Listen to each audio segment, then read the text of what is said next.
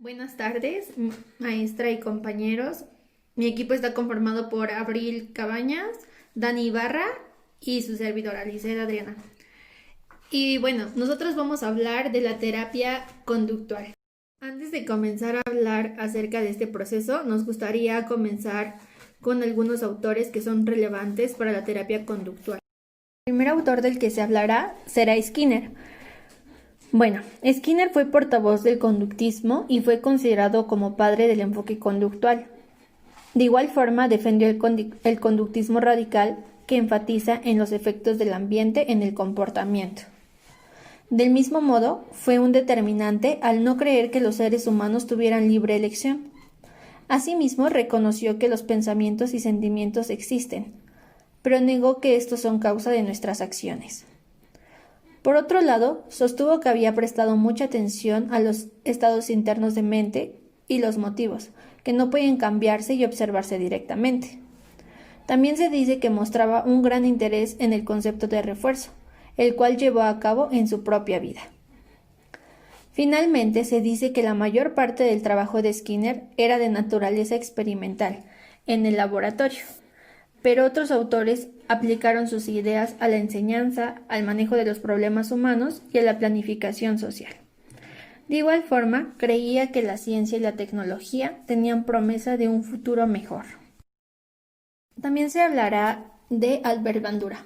Él obtuvo su doctorado en psicología clínica en la Universidad de Iowa en 1952. Bandura y sus colegas hicieron un trabajo pionero en el área de modelado social y demostró que el modelado social es un proceso poderoso que explica de diversas formas el aprendizaje. Este autor se ha centrado en 4 áreas de investigación, las cuales son el poder de los modelos psicológicos en la formación del pensamiento, la emoción y la acción, los mecanismos de la agencia humana o las formas en que las personas influyen en su propia motivación y comportamiento a través de la elección, y las percepciones de las personas de su eficacia para ejercer influencia sobre los acontecimientos que afectan sus vidas y cómo se producen las reacciones de estrés y depresión. Finalmente, se dice que Bandura amplió el alcance de la terapia del comportamiento, explorando las fuerzas internas cognitivas afectivas que motivan el comportamiento humano. Otro de los autores es Arnold Lazarus. Obtuvo su maestría en psicología experimental y un doctorado en psicología clínica en 1960. Es un pionero de la terapia del comportamiento clínico y el desarrollador de la terapia multimodal, la cual es un enfoque integral, sistémico y holístico de la terapia del comportamiento. Aunque el proceso de evaluación es multimodal, el tratamiento es cognitivo y conductual y se basa en métodos empíricos. En la práctica clínica, la terapia conductual y la terapia multimodal son muy similares. Lazarus es reconocido como una autoridad en psicoterapia breve, eficiente y eficaz. Finalmente, se menciona que además de su contribución al desarrollo de la terapia conductual, Lazarus ha mostrado un gran interés en el tema de las relaciones duales y múltiples en psicoterapia. A través de sus escritos y conferencias sobre este tema, ha hecho mucho para desafiar la rigidez de un enfoque basado en reglas para practicar la psicoterapia. Hablando de forma general, se dice que los profesionales que se centran en la terapia conductual toman en cuenta la conducta directamente observable, los determinantes actuales de la conducta, las experiencias de aprendizaje que promueven el cambio, la adaptación de las estrategias de tratamiento a los clientes individuales y la evaluación rigurosa. Y bueno, la terapia conductual se ha utilizado para tratar una amplia gama de trastornos psicológicos como los trastornos de ansiedad, depresión, trastorno de estrés postraumático, abuso de sustancias, trastornos de la alimentación y del peso, problemas sexuales y manejo del dolor e hipertensión. Es importante señalar que los procedimientos conductuales se utilizan en los campos del desarrollo como lo son las discapacidades mentales, enfermedades mentales, educación y educación especial, la psicología comunitaria, psicología clínica, rehabilitación, negocios, autogestión, psicología deportiva, comportamientos relacionados con la salud, medicina y gerontología. Es importante hablar acerca de algunos antecedentes históricos del enfoque, como lo es su origen, que fue en la década de 1950 y a principios de 1960. El movimiento de la terapia conductual difería de otros enfoques terapéuticos en su aplicación de los principios del condicionamiento clásico y operante al tratamiento de una variedad de problemas de conducta. Otros aspectos importantes fue que la terapia conductual tradicional surgió simultáneamente en los Estados Unidos, Sudáfrica y Gran Bretaña en la década de 1950. En la década de 1960, Albert Bandura desarrolló la teoría del aprendizaje social que combinaba con el condicionamiento clásico y operante y el aprendizaje observacional. La terapia conductual contemporánea surgió como fuerza importante en la psicología durante la década de 1970 y tuvo un impacto significativo en la educación, la psicología, la psiquiatría y la psicoterapia. A principios de la década 2000, la tradición conductual se había ampliado considerablemente, lo que implicó ampliar como el alcance de la investigación y la práctica. Ahora hablaremos de la terapia conductual contemporánea y esta se puede entender por 4 áreas principales, que son el condicionamiento clásico, el condicionamiento operante, la teoría sociocognitiva y la teoría cognitivo-conductual. El condicionamiento clásico se refiere a lo que sucede antes del aprendizaje, que crea una respuesta a través del emparejamiento. El condicionamiento operante implica un tipo de aprendizaje en el que las conductas se ven influidas principalmente por las consecuencias que las siguen. La teoría sociocognitiva implica una interacción recíproca triada entre el entorno, los factores personales y la conducta individual. Y la terapia cognitivo-conductual opera bajo el supuesto de que lo que la gente cree influye en cómo actúan y cómo se sienten. Por otra parte, se hablará un poco acerca del proceso de intervención desde este enfoque, en donde se ha visto que las metas son muy importantes en la terapia conductual. Los objetivos de esta son aumentar las opciones personales y crear nuevas condiciones para el aprendizaje.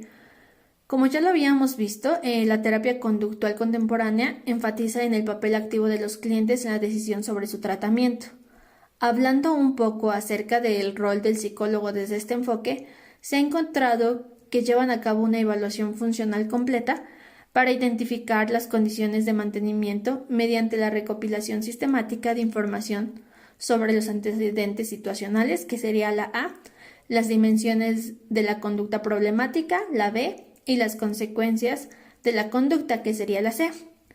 Asimismo, se dice que una tarea clave del terapeuta es realizar evaluaciones de seguimiento para ver si los cambios son duraderos en el cambio.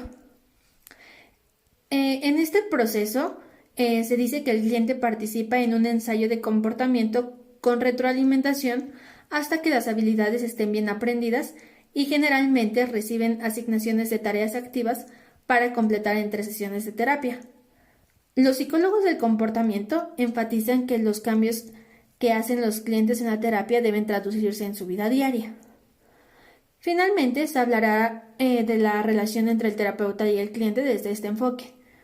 La terapia conductual conceptualiza los problemas conductuales y hace uso de la relación cliente-terapeuta para facilitar el cambio.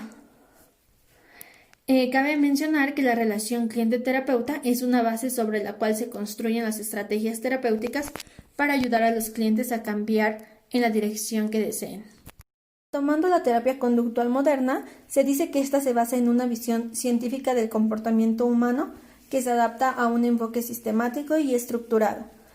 La visión actual es que la persona es el productor y el producto de su entorno. Esta tiene como objetivo aumentar las habilidades de las personas para que tengan más opciones para responder. También se dice que hay como 7 características clave en la terapia conductual, las cuales se muestran a continuación.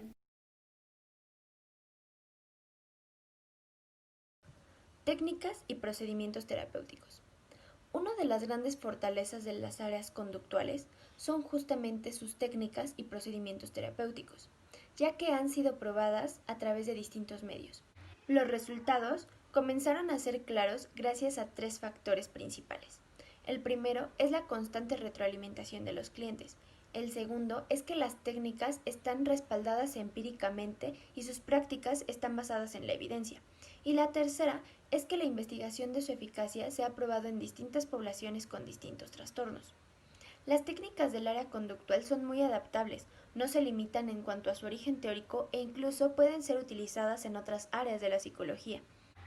De hecho, los terapeutas se caracterizan por ser muy creativos, ya que pueden personalizar las técnicas a cada cliente para adaptarse a las necesidades de este. Existen muchas técnicas, vamos a hablar de las principales que se utilizan en la terapia conductual contemporánea. La primera es el análisis conductual aplicado, o técnicas de condicionamiento operante. La contribución más importante es el modelo ABC. Los conductistas creen que los seres humanos respondemos de forma predecible, dependiendo de nuestras distintas experiencias, y esto puede ser condicionado por medio de 4 técnicas: reforzamiento positivo, reforzamiento negativo, castigo positivo y castigo negativo. El reforzamiento positivo engloba el agregar algo que tenga el valor para una persona, como puede ser atención, dinero, comida. Esto tiene como consecuencia cierta conducta. En cambio, en el reforzamiento negativo, la conducta es motivada cada que el individuo puede evitar algo que no le es agradable, como puede ser despertar antes que tu despertador suene para evitar escuchar la alarma que no te gusta. En contraste, el castigo positivo es agregar un estímulo aversivo cada vez que es realizada cierta conducta, con la finalidad de que ésta no se repita. Por último, el castigo negativo es quitar un estímulo agradable cada vez que se realiza una conducta que no se desea. El uso de castigos tiene consecuencias aversivas, por lo tanto, en la práctica lo más utilizado es el reforzamiento y se usa lo menos posible el castigo. Los inicios de la técnica relajación muscular progresiva se le atribuyen a Jacobson en 1938. La técnica consiste en ir relajando poco a poco las distintas partes del cuerpo, acompañado con respiración profunda, enfocando tu atención en cada parte que el terapeuta hace mención. Se ha encontrado beneficios en distintos trastornos que provocan síntomas psicosomáticos como estrés y ansiedad y problemas físicos como asma, hipertensión, dolor crónico, etc. La sensibilización automática consiste en que los pacientes se imaginen las situaciones que les provocan ansiedad al mismo tiempo que están realizando comportamientos que ayudan a reducir la ansiedad.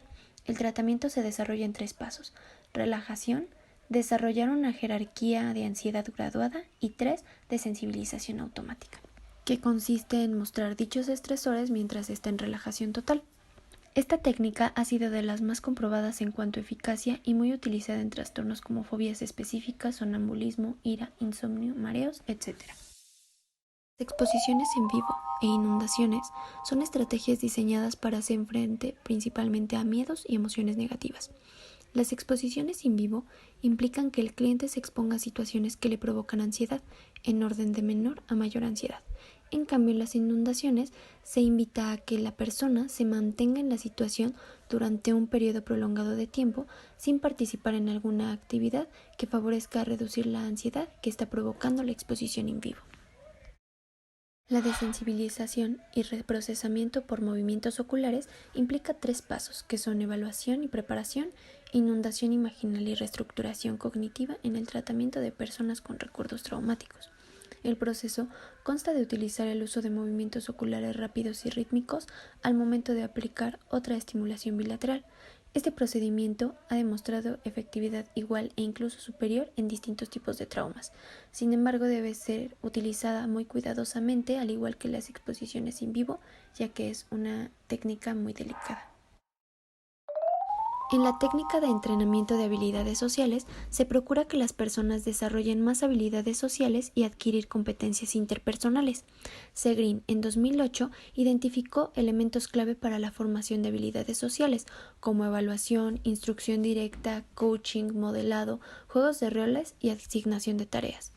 Generalmente es muy utilizada la estrategia en personas que tienen problemas con el control de ira y ha sido probado en poblaciones como adicciones, déficit de atención, abuso de alcohol, acoso, etc. Dentro de esta misma técnica existe el entrenamiento de la asertividad. que consiste en enseñar a las personas en cómo ser asertivo en distintas situaciones sociales, ya que muchas creen que es inadecuado expresar sus emociones o no saben cómo hacerlo en determinados escenarios. Los programas de autogestión y comportamiento autodirigido son técnicas mediante las cuales se puede autocuidar el paciente de manera efectiva por medio del compromiso. Sus pasos básicos son: 1. Seleccionar objetivos. 2. Traducir metas en conductas objetivo. 3. Autocontrol. 4. Elaborar un plan de cambio. 5. Evaluar un plan de acción. Investigaciones han demostrado su efectividad en enfermedades como diabetes, enfermedades cardíacas, cáncer, depresión, pérdida de visión, entre otras. Por otro lado, la terapia multimodal o terapia de comportamiento clínico es un enfoque integral, sistemático y holístico del comportamiento de terapia desarrollada por Arnold Lazarus. Se basa en la teoría sociocognitiva. El enfoque sirve como un importante vínculo entre algunos de los principios conductuales y el enfoque cognitivo-conductual. Lazarus se basa en la premisa de que la compleja personalidad de los seres humanos se puede dividir en 7 áreas principales de funcionamiento: el comportamiento, respuestas afectivas, sensaciones, imágenes, cogniciones, relaciones interpersonales y, por último, fármacos, funciones biológicas, nutrición y ejercicio. Comienza con una evaluación integral de las 7 modalidades y la interacción entre ellas. La terapia de comportamiento cognitivo o atención plena y basada en la acción son terapias conductuales de tercera generación que se centran en 5 temas centrales interrelacionados. 1. Visión ampliada de la psicología de la salud. 2. Una visión amplia de los resultados aceptables en la terapia. 3. Aceptación. 4. Mindfulness. Y 5. Crear una vida que valga la pena vivir. Mindfulness es el proceso de atención plena en nuestra experiencia interna sin juicios. Y la aceptación implica recibir la experiencia actual sin juicio, con curiosidad y amabilidad. CBT es una terapia formulada por Linehan en 1993, combinación de técnicas psicoanalíticas y conductuales. Sus estrategias están orientadas tanto a la aceptación como al cambio, y muchas de sus estrategias tienen raíces en principios y prácticas budistas. Las habilidades se enseñan en 4 módulos: atención plena, efectividad interpersonal, regulación y tolerancia a la angustia. La terapia de reducción del estrés basada en atención plena consiste en la noción de que gran parte de nuestra angustia y sufrimiento son el resultado de querer continuamente que las cosas sean diferentes de como son en realidad. Por eso se basa en aprender a vivir plenamente en el presente en lugar de rumiar sobre el pasado o estar demasiado preocupado por el futuro. La terapia cognitiva basada en la atención plena es un programa que integra los principios y habilidades de la atención plena aplicada al tratamiento de la depresión. Está basado en mindfulness e incluye componentes de la terapia cognitivo-conductual. Su objetivo principal es cambiar los clientes la conciencia y la relación con sus pensamientos negativos, por lo que se les enseña a responder de manera hábil e intencional a sus patrones automáticos de pensamiento negativo. La terapia de aceptación y compromiso, desarrollada por Hayes, tiene poco énfasis en cambiar el contenido de los pensamientos, más bien su énfasis está en la aceptación sin prejuicios de las cogniciones, cambiar la relación con sus pensamientos. ACT ha sido eficaz para el tratamiento de varios trastornos, como el abuso de sustancias, depresión, ansiedad, fobias, trastorno de estrés postraumático y trastorno de pánico. Por último, está la aplicación a la consejería grupal. Los enfoques conductuales en grupo enseñan a sus clientes diversas habilidades importantes, así como nuevas formas de afrontamiento y reestructuración de sus pensamientos. Muchas de estas intervenciones están diseñadas para aumentar el control y libertad en los distintos ámbitos de su vida. Este enfoque proporciona tanto al líder del grupo como a los miembros una continua retroalimentación sobre el proceso terapéutico. Las características específicas y únicas de la terapia conductual de grupo incluyen la realización de una evaluación de la conducta, detallar con precisión los objetivos del tratamiento, la formulación de un procedimiento de tratamiento específico y apropiado para un problema concreto. Por último, evaluar objetivamente los resultados de la terapia. Y bueno, como última parte del video presentaré la aplicación a la consejería grupal, que es la terapia conductual aplicada a grupos, la terapia de conducta desde una perspectiva multicultural, las fortalezas y deficiencias del mismo, y por último el caso STAM, que es un caso muy interesante que va alineado a lo que es la terapia conductual.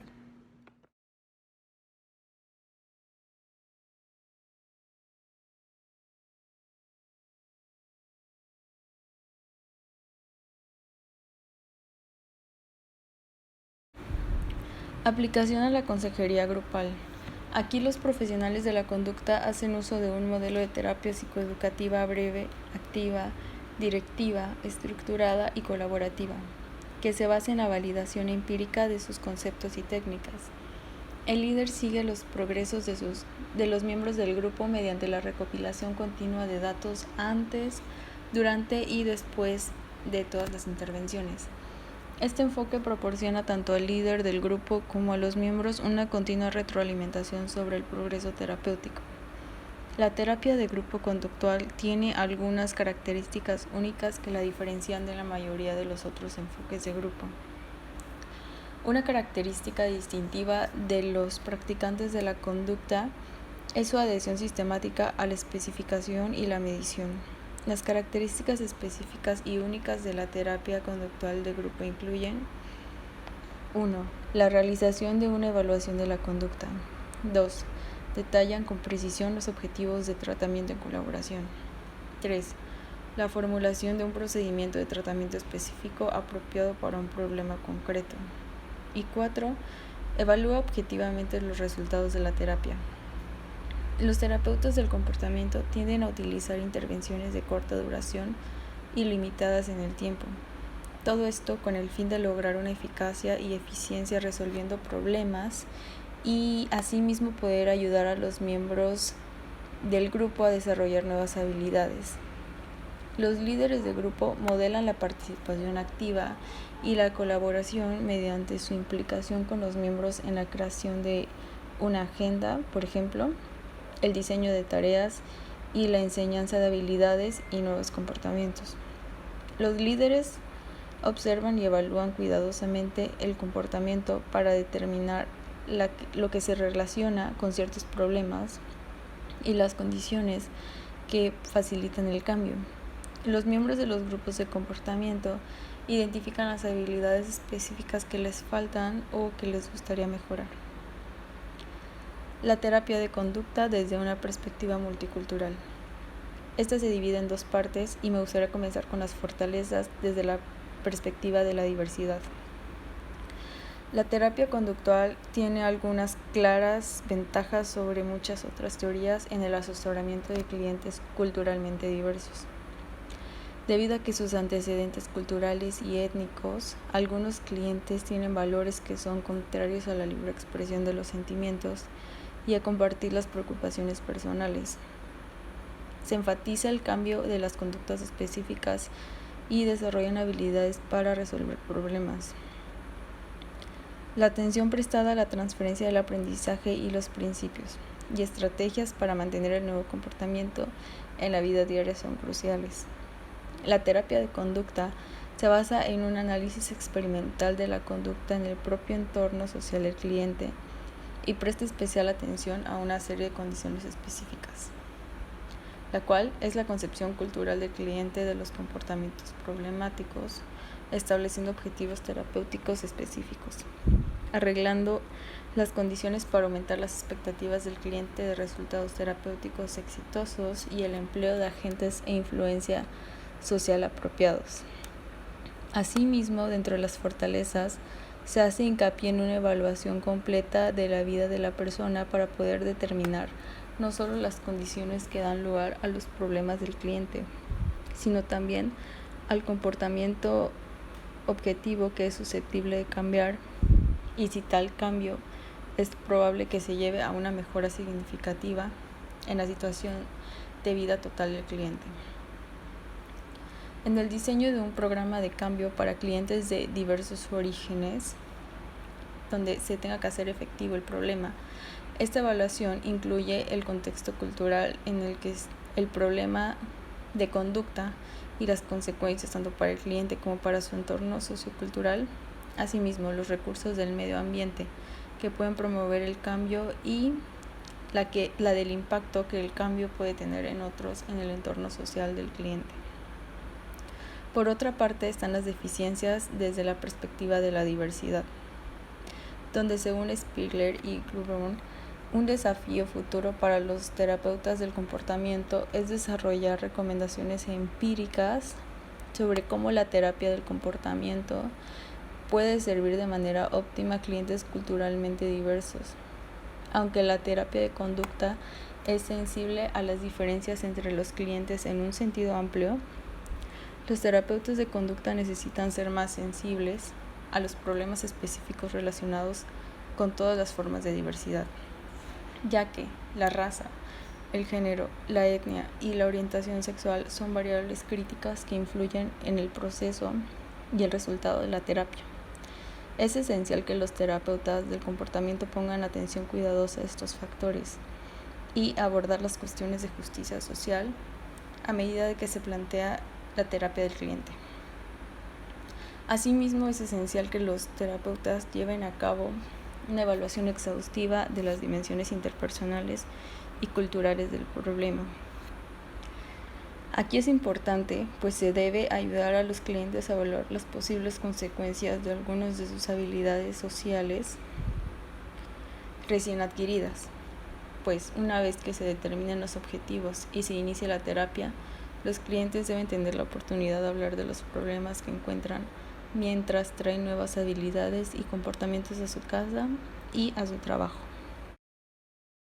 Y finalmente, el caso STAN. En el caso STAN se pueden identificar muchos problemas específicos e interrelacionados mediante un proceso de evaluación. En cuanto a su comportamiento, está la defensiva. Evita el contacto visual, habla de manera vacilante, consume alcohol en exceso, tiene un mal patrón del sueño y muestra varios comportamientos de evasión en situaciones sociales e interpersonales. En el área emocional, STAN tiene una serie de problemas específicos, algunos de los cuales incluyen ansiedad, ataques de pánico, depresión, miedo a la crítica y al rechazo, así como sentirse inútil y aislado, así como alienado. Experimenta una serie de quejas fisiológicas como mareos, palpitaciones cardíacas y dolores de cabeza. Cognitivamente se preocupa por la muerte y por morir. Tiene muchos pensamientos y creencias autodestructivas. Es gobernado por imperativos categóricos como el debería, debe, debía. Se involucra en el pensamiento fatalista y se compara negativamente con otros. En el área interpersonal, Stan es poco asertivo, tiene una relación insatisfactoria con sus padres, pocos amigos, tiene miedo al contacto con las mujeres y teme a la intimidad y se siente socialmente inferior. Después de completar esta evaluación, me enfoco en ayudar a Stan a definir las áreas específicas donde le gustaría hacer cambios.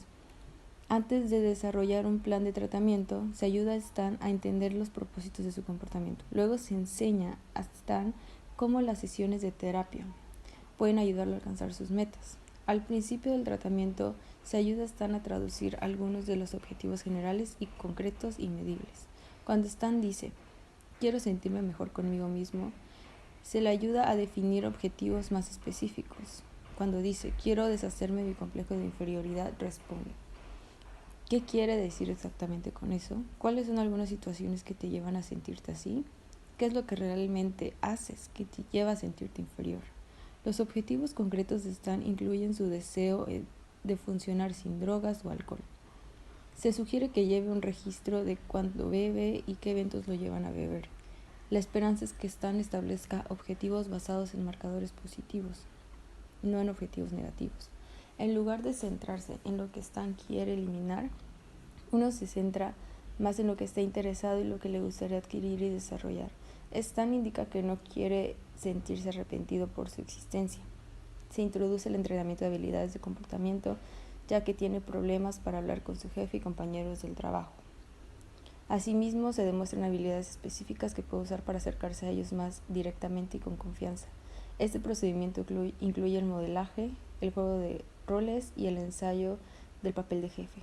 Se le da información sobre lo fuerte o lo arrepentido, así como la exposición imaginaria y la desensibilización sistemática, las cuales son apropiadas para trabajar con la tecnología de Stan. Se le da información sobre lo fuerte o lo arrepentido, así como la exposición imaginaria y la desensibilización sistemática, las cuales son apropiadas para trabajar con la tecnología de Stan, así como el miedo a fracasar. Antes de usar estos procedimientos, se explica a Stan y se realiza un consentimiento informado. Stan primero aprende la relajación por proporciones durante los periodos de sesiones y luego practica a diario en casa. Posteriormente se enumera sus específicos temores relacionados con el fracaso y entonces genera la jerarquía de los elementos de miedo. Así Stan identifica su gran miedo como el miedo a salir e interactuar con mujeres. La situación menos temible que identifica es estar con un estudiante para la que no puede sentir alguna atracción. Primero se hace algo sistemático, que es la insensibilización sobre la jerarquía de Stan.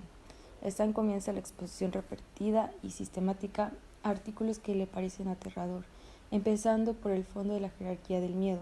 Continúa con la exposición repetida a la siguiente jerarquía, teniendo un miedo leve.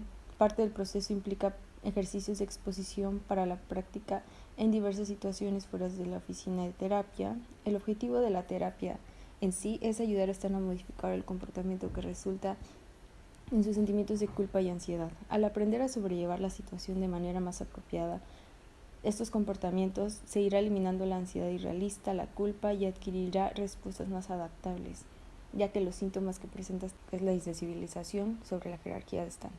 Stan comienza la exposición repetida y sistemática a artículos que le parecen aterrador, empezando por el fondo de la jerarquía del miedo. Continúa con la exposición repetida a la siguiente jerarquía, teniendo un miedo leve. Parte del proceso implica ejercicios de exposición para la práctica en diversas situaciones fuera de la oficina de terapia. El objetivo de la terapia en sí es ayudar a Stan a modificar el comportamiento que resulta en sus sentimientos de culpa y ansiedad. Al aprender a sobrellevar la situación de manera más apropiada, estos comportamientos se irá eliminando la ansiedad irrealista, la culpa y adquirirá respuestas más adaptables, ya que los síntomas que presenta Stan disminuyen y él informará que hay